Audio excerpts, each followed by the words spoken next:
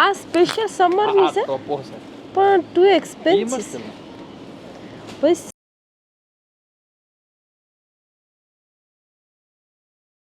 રાધે રાધે, જય શ્રી કૃષ્ણ અને જય માતાજી બધાને. તો કેમ છો બધા? અને અમારા બ્લોગમાં બધાનું સ્વાગત છે. અને જો મેં આવી ગઈ છે ગાર્ડનમાં, તો તબિયત થોડી ખરાબ છે એટલે વોઇસ થોડોક ડાઉન થઈ ગયો છે.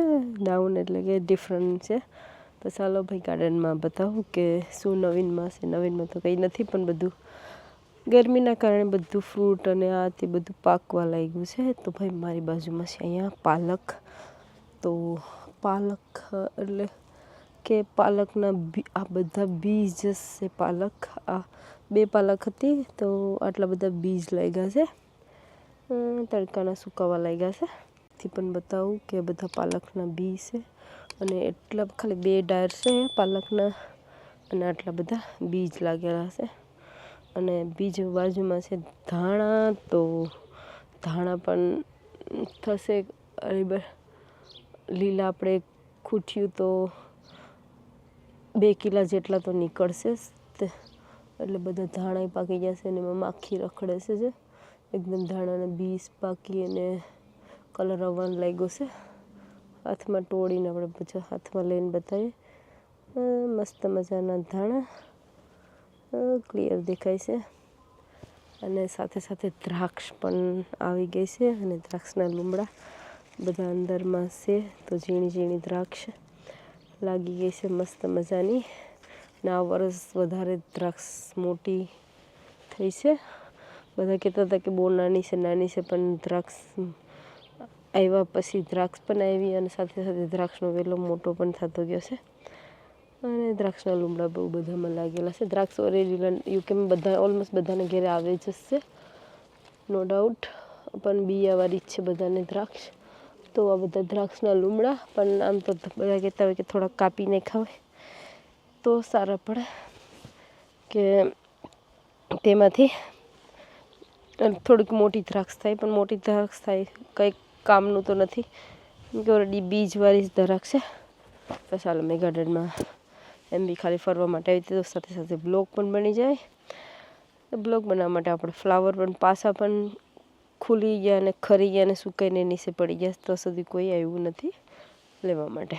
રાણી કલરનું ગુલાબ મસ્ત મજાનું ખુલી ગયું છે. ને એટલું જોવામાં પણ મસ્ત મજાનું, એટલે ખૂબસૂરત લાગે છે. ઇન્ડિયામાં એટલા બધા ફૂલ આપણે સમટાઈમ આપણે તો મળે જ નહીં ગુલાબના, બીજા બધા ફૂલ મળતા હોય છે. પણ અહીંયા આવીને ફૂલ દેખે તો બહુ ખુશ થાય. એક ડાળખીમાં કેટલા બધા લાગીને આ બધા બાકીના બધા પવનના અને તડકાના સુકાય અને નીચે બધા પર્પલ કલરના થઈ ગયા છે. એકદમ સુકાય અને કડક થઈ જશે. આમ તો સુકાવતી હતી, એનો પાવડર બનાવીને લસ્સીમાં પણ નાખ્યો હોય તો ચાલે, પણ હમણાં તો ઓલરેડી સુકાઈને પોચા થઈ ગયા છે. અને આપણે ચાલો અંજીર પણ ધીરે ધીરે મોટું થતું જાય છે. અને અંજીર પણ થોડાક લાગ્યા છે, બહુ નથી લાગ્યા. આટલા અંજીર છે, પણ રહેશે કે રહેશે દબાવીને ચેક કરી લઉં. બહુ કડક છે ને, કે લાસ્ટ ટાઈમ પાકી ગયા હતા ત્યાં સુધી કોઈ ચેક નહોતા કર્યા. મેં અહીંયા ફર્સ્ટ ટાઈમ નામ ભૂલી ગઈ, સોરી, ઓલિવમાં ફૂલ લાગ્યા છે, પણ મને લાગતું નથી કે ઓલિવ આવશે. ફર્સ્ટ ટાઈમ ફૂલ મેં જોયા છે ઓલિવના ઝાડમાં. બધાને ઘેરે હશે, આવતા હશે, પણ ઓલિવ તો દેખા જ નથી. અને બહુ લોંગ ટાઈમનું ઝાડ છે.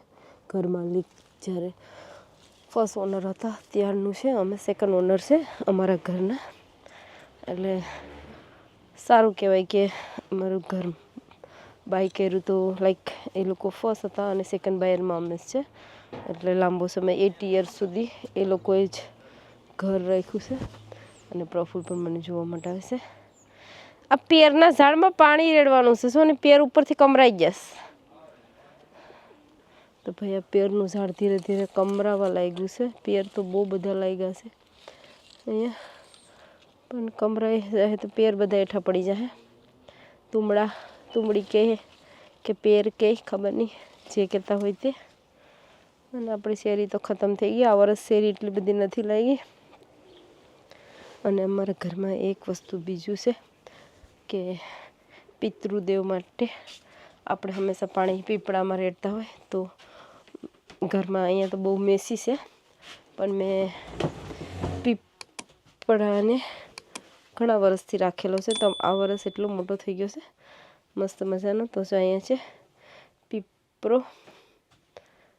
પિતૃદેવ ભવ. તો પિતૃ માટે પાણી દેવા માટે અહીંયા સ્ટોરમાં રાખ્યો છે. બધા કે ઘરમાં ન રખાય એટલે ગેરેજમાં રાખ્યું છે. અમારું ઘરથી બહાર સ્ટોર છે, ત્યાં રાખેલો છે પીપળાને. અને મમ્મી ત્યાં પાણી પાવા માટે આવે છે.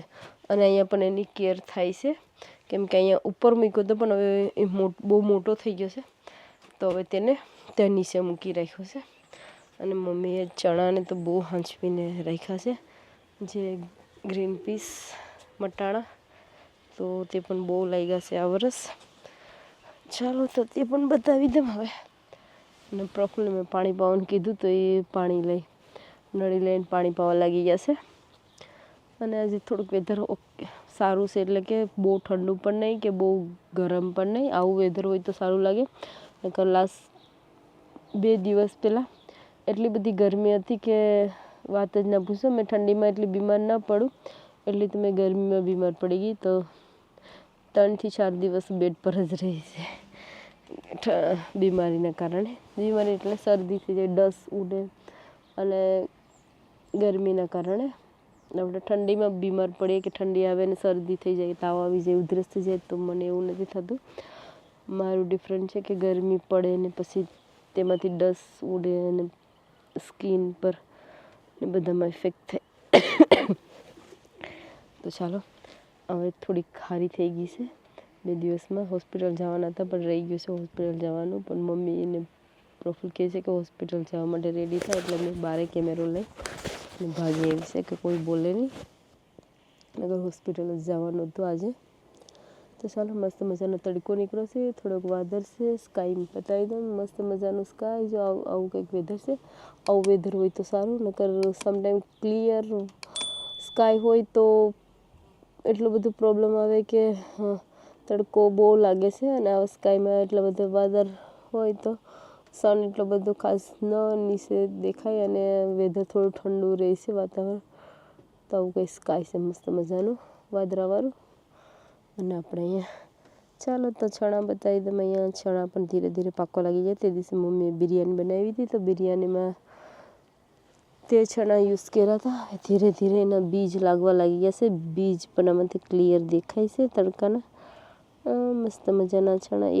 આમાં છે 6 બીજ છે, કેમ કે દેખાય કેમેરામાં પણ દેખાય, પણ હજી બહુ નાના છે.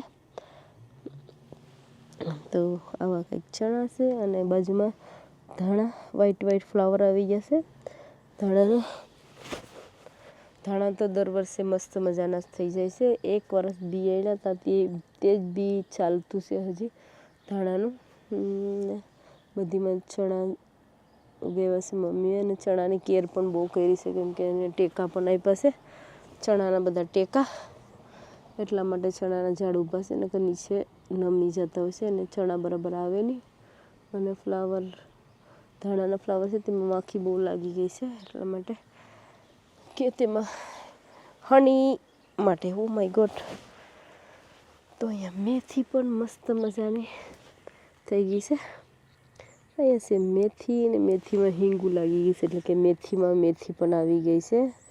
તો ભાઈ મેથી ખાતા તો ઉગાવીએ મેથી, પણ ખાતા તો મેથીમાં મેથી પણ લાગી જાય છે. અને મેથીનું ઝાડ એટલું બધું મોટું છે કે જાણે ગદપ લાગેલી હોય તેવું છે. અને સાથે ધાણા પણ એવા થઈ ગયા, થોડાક 10-12 દી થયા હતા, ધાણા પણ ફૂલ આવી ગયા, ધાણા જે ખાતા તો. અને અમારે પ્રભુ ત્યાં પાણી પાય છે હમણાં. પાણી પાવાનું કીધું એટલે પાણી પાવા આવી ગયા. અને ઘઉં પણ પાકવા આવી ગયા છે, પણ ખિસકોલી હવે ખાવા આવી જાય છે, તો ઘઉંનો ખોરાક ખિસકોલી જ કરે છે. ને આપણું ફ્લાવર સાથે ધાણાની સાથે ફ્લાવર વાવી દીધું. વ્હાઈટ ફ્લાવર છે, મસ્ત છે. અને એક બીજી નવી વસ્તુ આ વર્ષની, વાવ, ચણા આ કુંડામાં પણ મસ્ત થયા છે, બહુ આવ્યા છે. નીચે બેઠી જામ દેખાય તો મમ્મીએ બધાને ટેકા જ આપ્યા છે, કેમ કે ટેકા આપે તો રહે. અને એમાં બી ચણાના બીજ લાગી ગયા છે.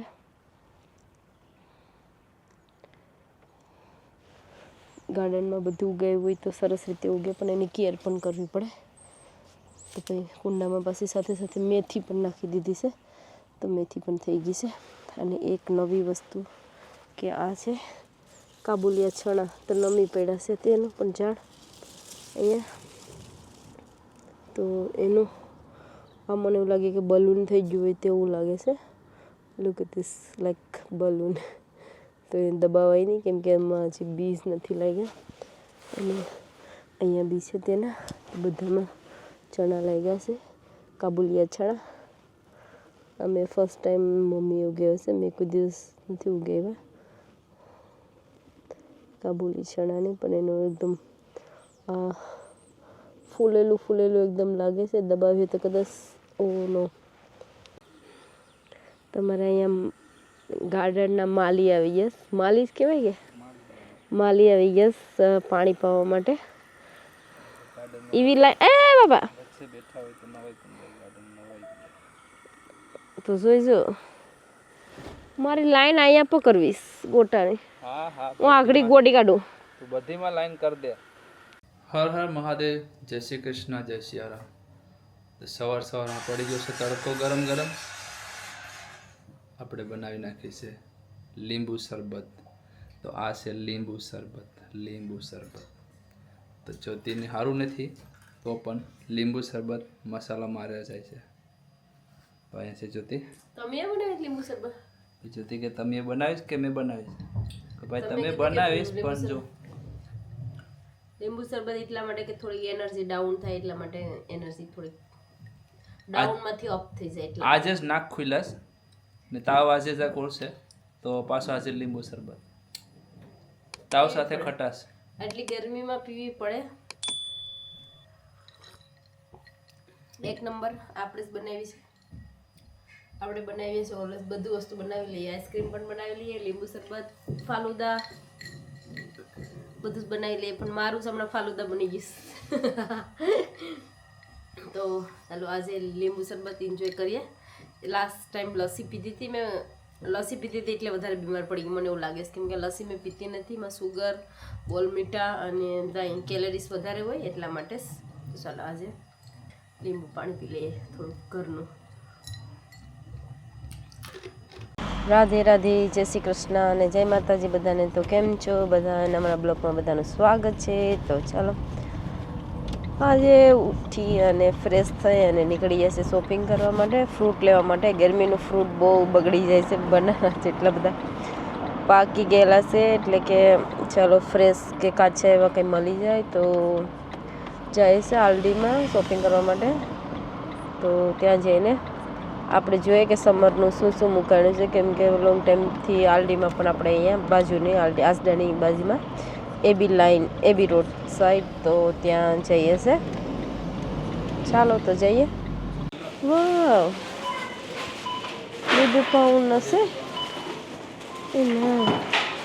તો ભાઈ આલડીમાં મસ્ત ગુલાબ આવ્યા 2 પાઉન્ડ હે.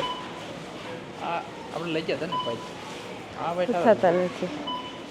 2 કલર છે એમાં, એકમાં 2 કલર છે જો, પિંક અને કેટલાનું છે?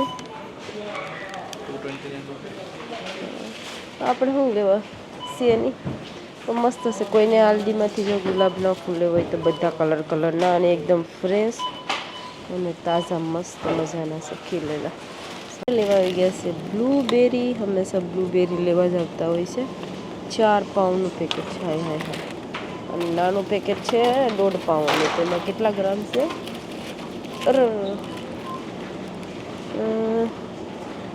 150 ગ્રામ છે અને પેલામાં 500 ગ્રામ છે. ચેરી આવી ગઈ છે, મસ્ત છે બાપાની. 2 પેકેટ ઉપર લો.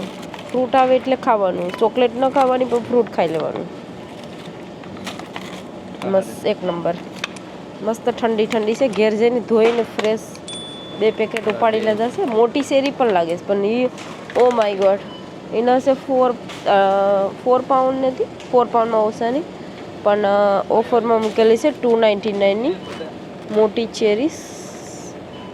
પણ હવે શેરી આવી લાગે છે, ચેરી પાકી ગઈ છે યુકેમાં, તો પણ બહુ એક્સપેન્સિવ છે. માય ગોડ, તો ભાઈ કાળી ગ્રેપ્સ ગોતવાની છે નીચેથી ઉપાડી લઈએ આપણે ફ્રેશ અરે એક નંબર બીજું લઈ લો જો સારી છે ફ્રૂટ લેવા હોય તો ફ્રૂટ જ લેવું પડે ચાલો તો બીજું ઉપાડી લઈએ જોઈ લઈએ એક નાની છે પૈસા નાખતે વસ્તુ સારી જ લેવાની એક નંબર તો આપણે પીચ સ્વીટ હે કે કેવા એ પણ ખાટા નીકળે છે ખબર સ્કિન પરથી સંતરા છે 69 પેની 95 પેનીમાં તમે ઘણી બધી ફ્રૂટની વસ્તુ આલીમાં ઓફર મૂકેલી છે તો બધા જાજો લેવા માટે ખબર નહીં સમર ટાઈમમાં નાઈસ તો આપણે લઈ લીધા છે 2 સંતરાના આટલું બધું ફ્રૂટ વાવ અને આપણે લેવાનું છે અહીંયા માય ફેવરેટ મશરૂમ છે સોરી કેમેરામાં એટલા ફ્રેશ મસ્ત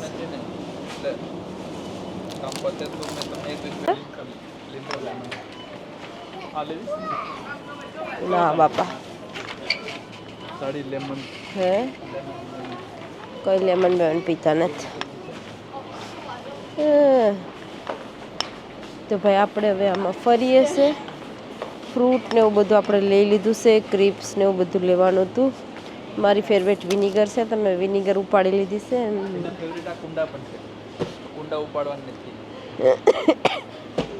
મારા ફેવરેટ કુંડા તો હોય પણ મેં લેતી નથી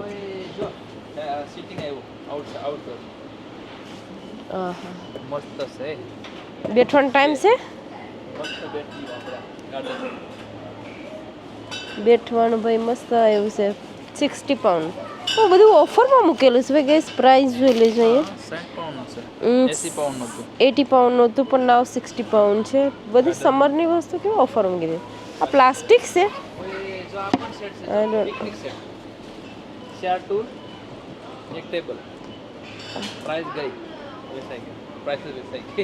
ફેસ આવ્યું નહીં પ્રાઇસ નથી ચાલો અહીંયા હું મળતું નથી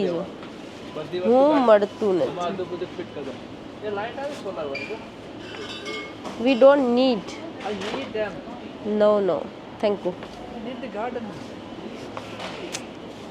નો ભાઈ બધી વસ્તુ જી મળે એ લેવાનું જ કરે આપણે લેવા ખાલી ફ્રૂટ તો ફ્રૂટ લઈને જાય અને મને કંઈક નવું વસ્તુ દેખાઈ ગયું છે ગાર્ડનની મસ્ત પિંક કલર દેખાણો એટલે પિંક કલર નથી કઈ કલર અરે ઓઈસ